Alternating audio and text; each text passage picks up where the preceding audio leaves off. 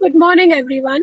Today we'll be studying about the Code for Independent Directors, which is given under Schedule 4 of the Act. The first part of the Code for Independent Director is dealing with professional conduct. Now, independent director shall hold ethical standards of integrity and probity. So, independent director should be working with integrity, with honesty, right, and act objectively and constructively while exercising his duties. Exercise his responsibilities in a bona fide manner in the interest of the company. The interest of the company is of paramount importance for the independent director, which he has to maintain. Devote sufficient time and attention to his professional obligations for informed and balanced decision making. So independent directors has to devote sufficient time because independent director is a person who just comes for the meeting purposes, whether the meetings are of the board of directors meeting or the committee meetings. So before the meetings have been called for, the notice is sent to every director who has to attend that meeting. So here, with the notice, the explanatory statement also is being attached, and also the relevant documents are sent, and proposed resolutions are also sent before the actually the meeting happens, so that in the meeting the balanced decision making can be taken place, and the directors come with sufficient preparation of the relevant topics of agenda which are to be discussed at the meeting.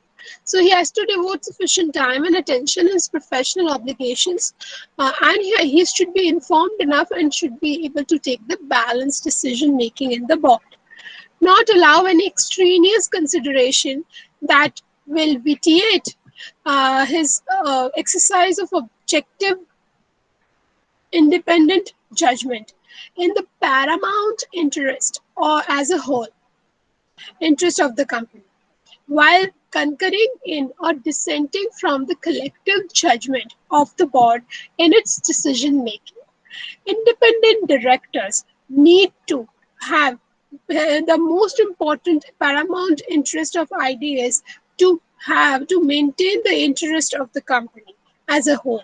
Whenever there is a conflict of interest between the management and different stakeholders, ID will be taking a holistic view and will help the board in making the balance and also taking the decisions. Not abuse his position to the detriment of the company or its shareholders, or for the purpose of gaining direct or indirect personal advantage or advantage of any associated person. So ID's position is such that he should not be engaged in such activities which is for the personal advantage of him or his relative or any associated person like co-directors or directors, other directors, KMPs, promoters, or other associated persons with him. So he should be working selflessly. Refrain from any action that would lead to loss of his independence. Where circumstances arise which make an independent director lose his independence, the independent director must immediately inform the board accordingly. We have already learned about the declaration which has to be filed at various occasions under 149 subsection 7. So here, whenever any change in the circumstances happen which actually changes the criteria of independence, or it reaches any of the condition which is enshrined under section 149 subsection 6 of the act, and then independent director is losing his independence because of the breach of any of the conditions mentioned in the act or the rules, then obviously 149 subsection 7 is invoked and the declaration has to be immediately sent to the board. Assist the company in implementing the best corporate governance practices. Corporate governance is it's a buzzword around the globe. All the corporates have to maintain the corporate governance practices. For that, the corporate governance policies are there, and also the various committee recommendations are also being sought for. right? So corporate governance in a very easy language we can understand that corporate governance is the adherence to the relevant rules and regulations and applicable laws of the to the companies, right? So that is about corporate governance. It's a separate domain of research. And here the IDs help in the implementation of the best corporate governance practices which are practiced worldwide.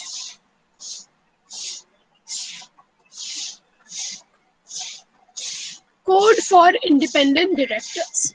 Code for independent directors also now have the second part. So second part contains the role and functions. So the first one is independent director shall help in bringing in independent judgment to bear in board's deliberation, especially on the issues of strategy formation, performance evaluation, risk management and mitigation through the risk management committee, resource allocation, appointments of KMPs and other executives, and having a standard operating procedures, that is SOPs, which are being drafted under the guidance of independent director for the having the standard protocols everywhere in the company.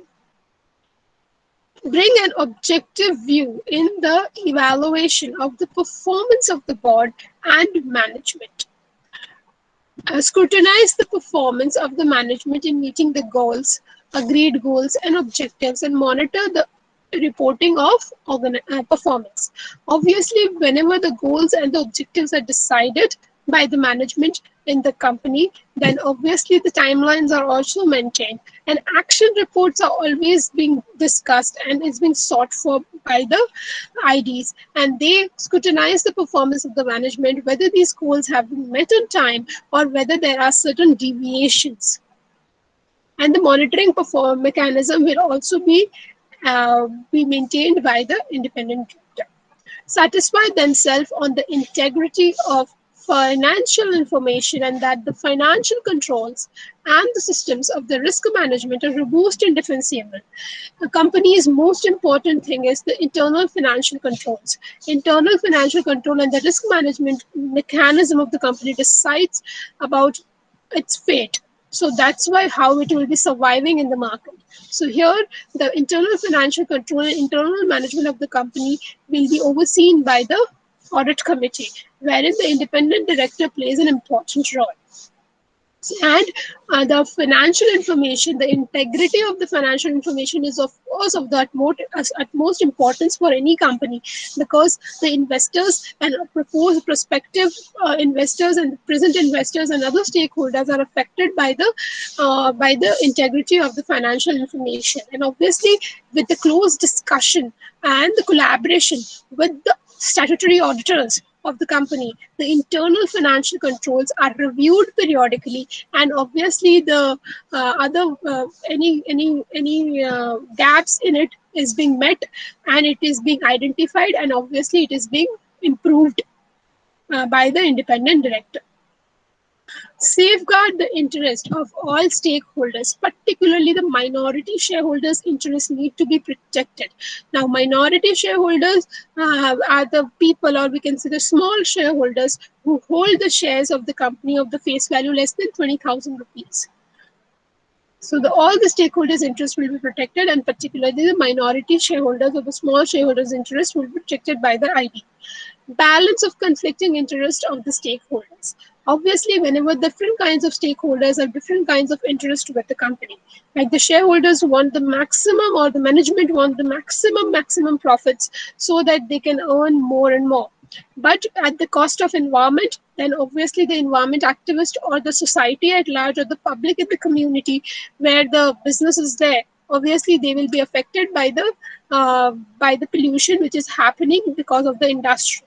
Maybe the industry is means in the coal sector or mining sector they are associated, or they are associated in some power sector, or a refinery and all oil gas refinery and natural gas refineries. There obviously the stakeholders of different of the different stakeholders have different kinds of conflicting interests. So ID has to make a balance of it and may take a judgment based on the balanced judgment, so that there is a win-win situation for all the stakeholders. Obviously, it's very difficult to say, but it's very easy to say, but difficult to implement kind of a thing when in the real world.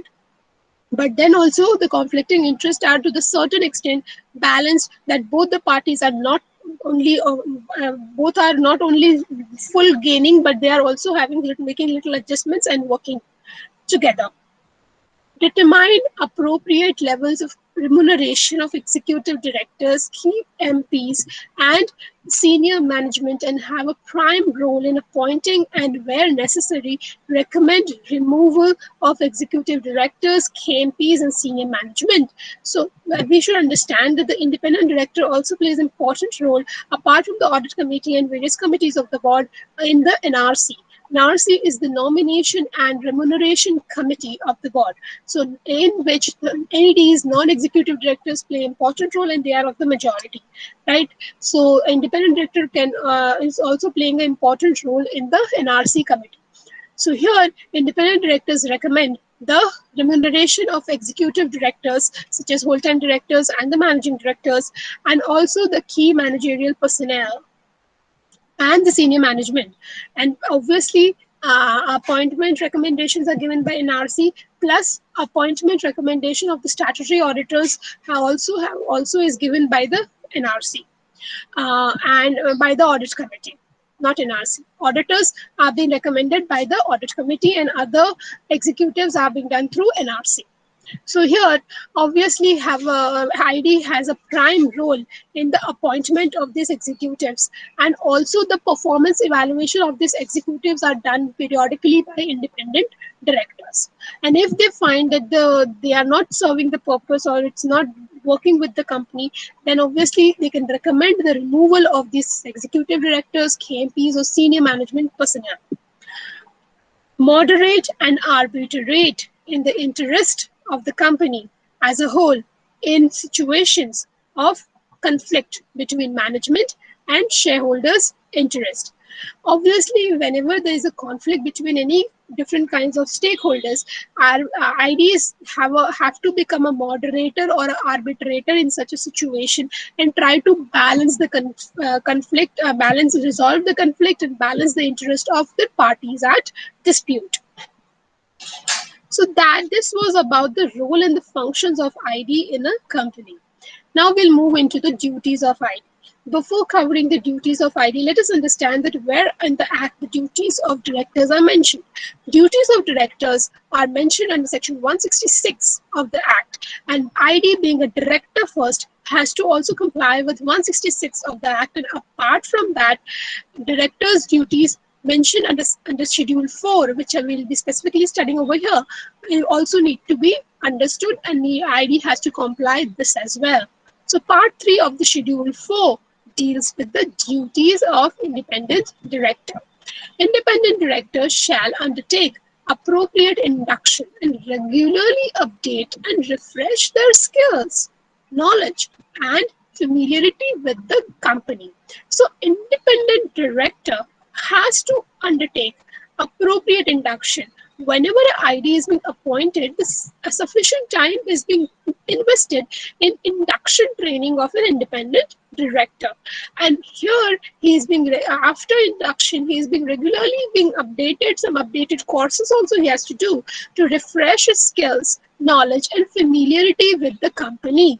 So here, the refresher course periodically happens, because we understand that ID has to understand the regulatory framework in which the company is operating, and obviously he should be regularly updated about the relevant rules and regulation regarding various acts and rules which are applicable to the company, be it taxation, be it Companies Act, or other economic and labor laws, and other acts like environmental acts and all, which need to be studied in detail by the independent directors. And also the updates and amendments also regularly be in the knowledge of these independent directors. Seek appropriate clarification or amplification of information, and where necessary, take and follow appropriate professional advice and opinion of outside experts at the expense of the company. So whenever independent director, before coming to the meeting of the board or the committee meeting wherein they will be discussing and obviously will take the decisions in the form of resolutions passed at the meeting. So there, before that, obviously, whenever an ID needs some clarification regarding certain laws, regulations, rules, and obviously he can sought a professional advice. And professional advice can be given by any professionals like chartered accountant, company secretary, cost accountants, and other legal experts and the professionals. So here, the opinion of the outside experts will be taken by the independent director whenever the need be, and the expense for that opinion or the fees of the professionals will be paid by the company. Independent directors shall strive to attend all meetings of the board of directors and board committees of which he is a member. He participates constructively and actively in the committees of the board in which they are chairperson or members. Strive to attend the general meeting of the company. And we understand that independent director has a very much important role in the meetings as well. So he has to attend all the meetings of the board and also the committee meeting where he is a member, because board works with the various committees. Few committees are statutory committees of the board, like the audit committee under 177 of the act, NRC, and Stakeholder Relationship Committee under 178 of the Act, and other committees are required by various regulations like SEBI regulations and others. So few are statutory in nature and few are non-statutory, which are made according to the needs and want of the companies. So here all the meetings ID has to attend, including the general meetings, where they have concerns about the running of the company or proposed actions. Ensure that these are addressed by the board, and to the extent that they are not resolved, insist that their concerns are recorded in the minutes of the board meeting. Keep themselves well informed about the company and the internal environment, external environment in which it operates.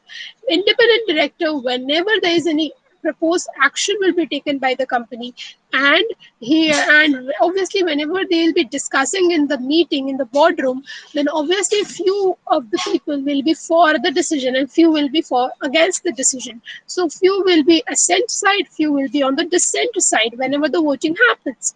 So ID, whenever there is any dissent in the board by whoever, so the members of the board, then ID will try to record it in the minutes of the board meeting, and wherein these independent directors will be understand making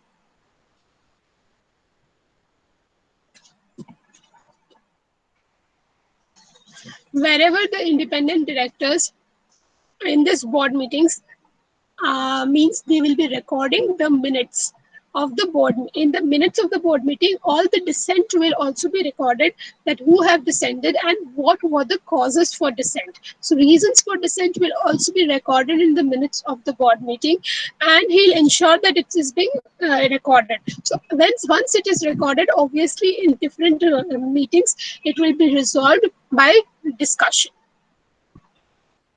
Keep themselves well informed about the company and the external environment in which it operates. So obviously company's external environment need to be studied properly before taking any decisions. What are the actions being taken up by the competitors of the company, the pricing strategy of the competitors, the new technologies or innovation which is happening in the concerned industry, how is the regulatory framework and the political environment of the company is changing in which the company is operating, to which companies, who are the competitors, and what are their strategies to expand the business, right?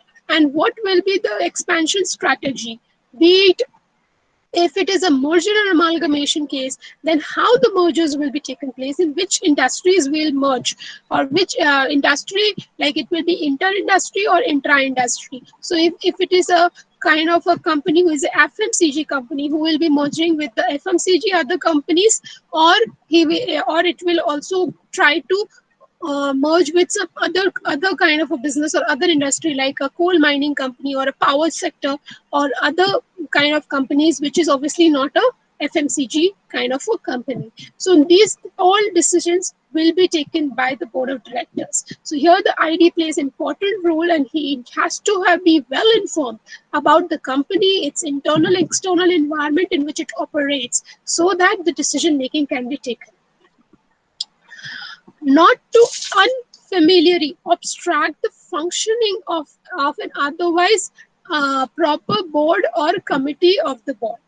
And obviously, the company's board functioning should not be affected by any of the things which is happening around the company or in the external environment. So the functioning of the board should be very much smooth, which is ensured by independent director. Independent director will shall pay attention and sufficient and ensures that adequate deliberations are held before approving the related party transaction.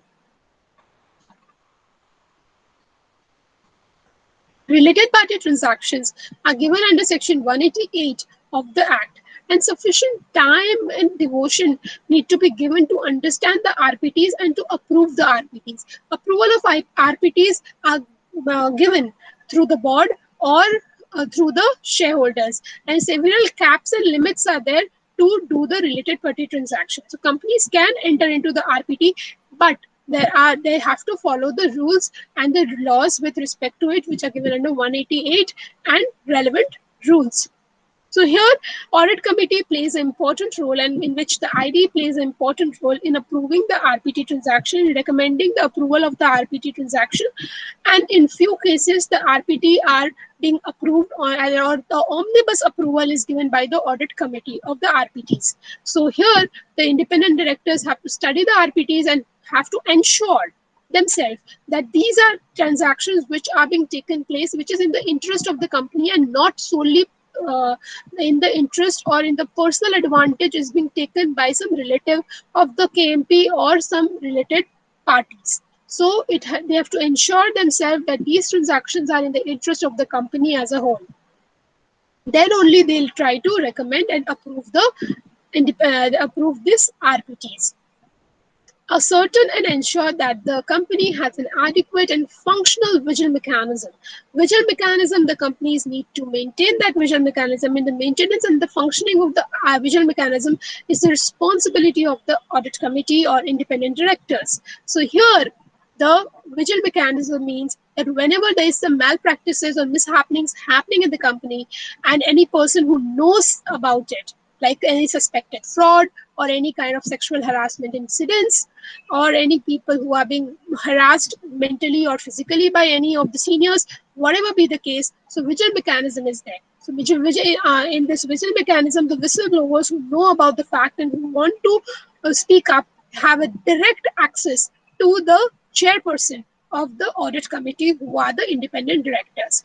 And in this case, independent director have to ensure that the interest of the person who uses this mechanism, who are the whistleblowers of the companies, their safety and their security is fully ensured, and their anonymity is also ensured in many cases, right? Because they don't want to disclose themselves.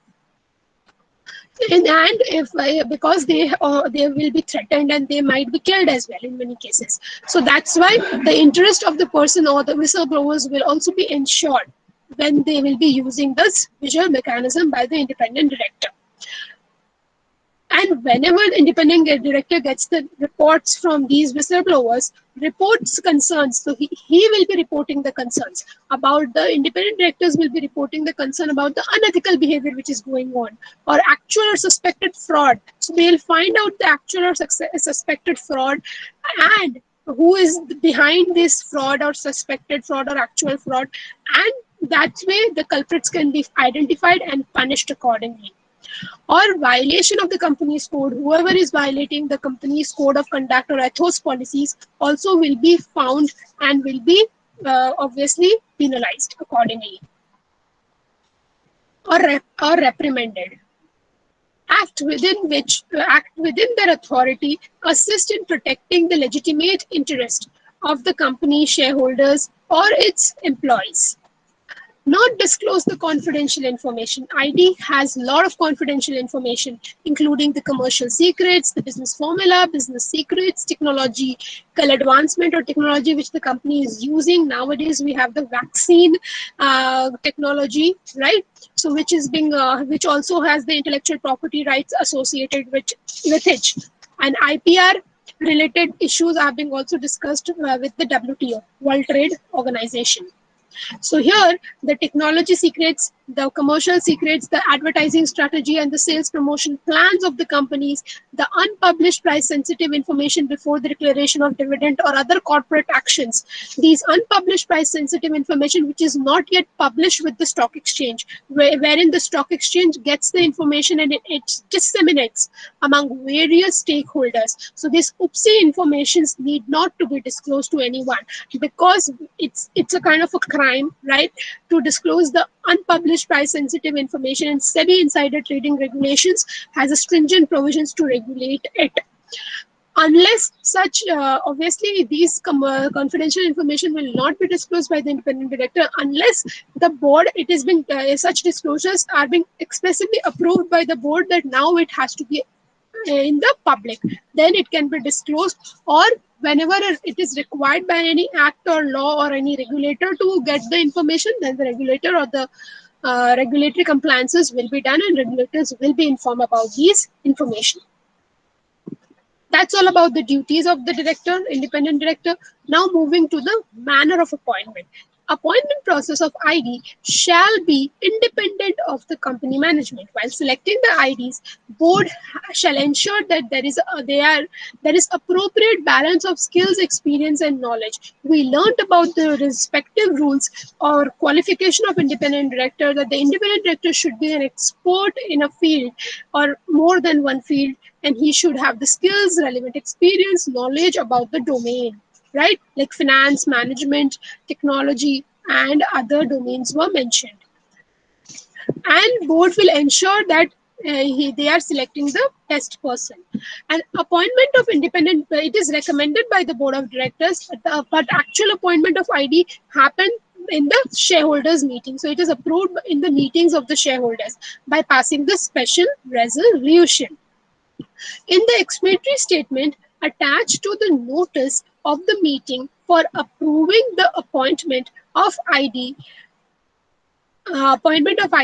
independent director shall include a statement that in the opinion of the board, the ID proposed to be appointed fulfills the conditions of, or we can say the fulfills the criteria of independence, which was given under section 149 subsection 6.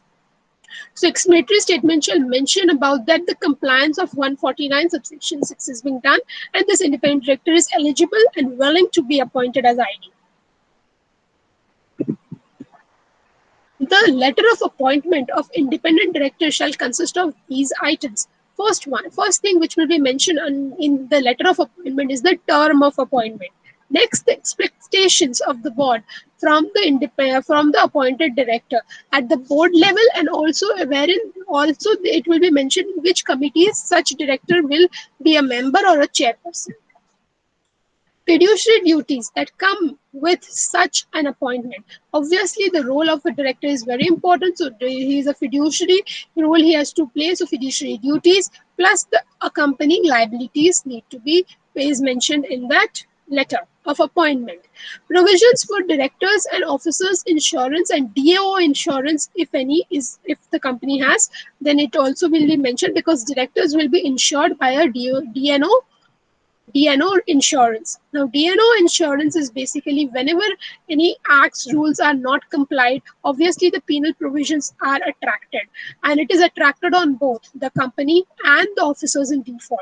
And officers in default are basically the directors of the company. So obviously the directors have to compensate by paying fine and penalty to the regulators, right? So that's why the director and the officers insurance is being done. So KMPs and directors are being prevented from paying huge amount of penalty from their own pocket. It will be paid by the insurance company. So directors and officers insurance are done by most of the corporates. The board of business ethics, the code of business ethics that the company expects its directors and employees to follow. So code of business ethics will also be mentioned. The list of actions that a director shall not do while functioning in such a company. So do's and don'ts are mentioned.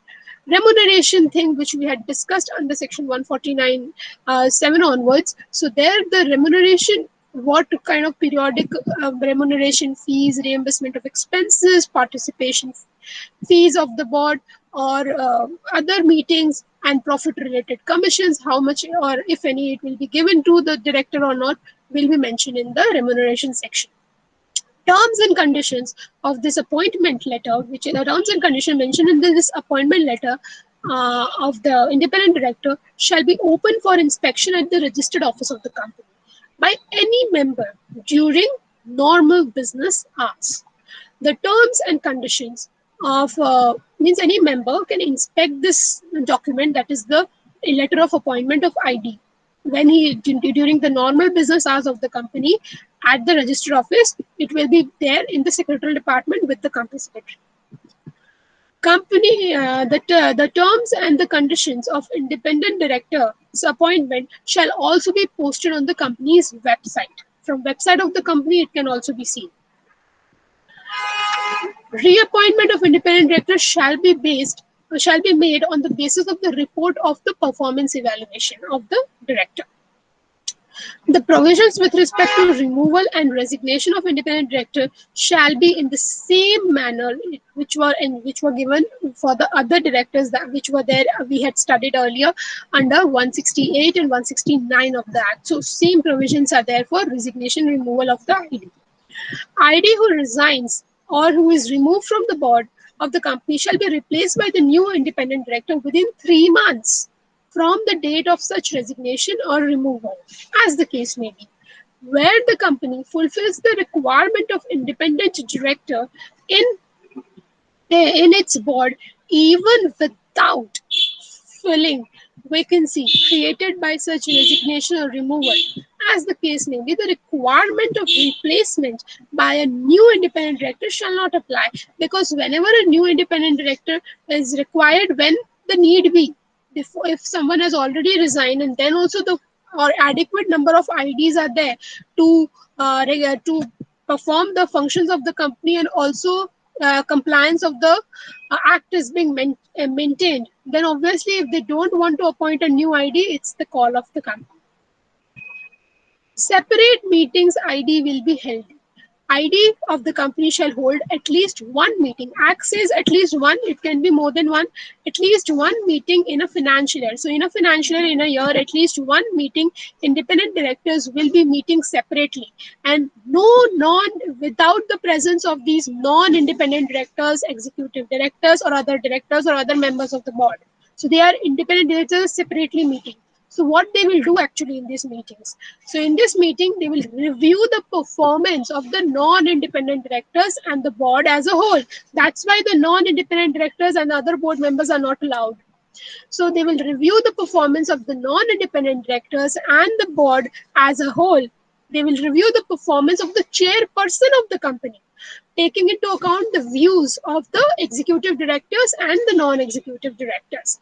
They'll assess the quality, quantity, and timeliness and of the flow of information between the company management and the board that is necessary for the board to effectively and reasonably perform the duties, because whenever the decisions are given, it is happening in a trickle down way. So from the board it goes to the management, and from the senior management it will be flowing downwards to the middle management and the lower management, where the implementation of the decisions will take place. So how the information flow is happening and the communication is how much smooth between the different hierarchical levels of the company need to be studied and need to be evaluated for the better decision making, and for the effectively the decision is being implemented or not, which has to be seen.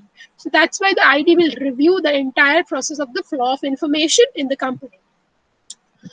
Evaluation of mechanism. So performance evaluation of the independent director. Now, previously independent director was doing the performance evaluation of the board members, executive directors, KMPs, and other senior management people, and also the chairperson of the company. Now, who will do the performance evaluation of the ID need to be seen. So ID's performance evaluation shall be done by the entire board of directors, excluding the director who is being evaluated. And on the basis of the report of performance evaluation, it shall be determined whether to extend or continue the term of appointment of the independent director.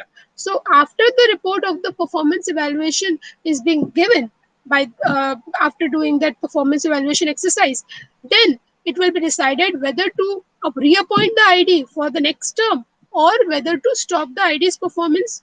I stop the ID's services now. So that will be decided based on the performance evaluation report. So in this session, we understood about the code of conduct of independent director, which is mentioned under Schedule 4 of the Act. So hopefully everyone has understood about this entire code of conduct, which we have learned now. So thank you all for today's session.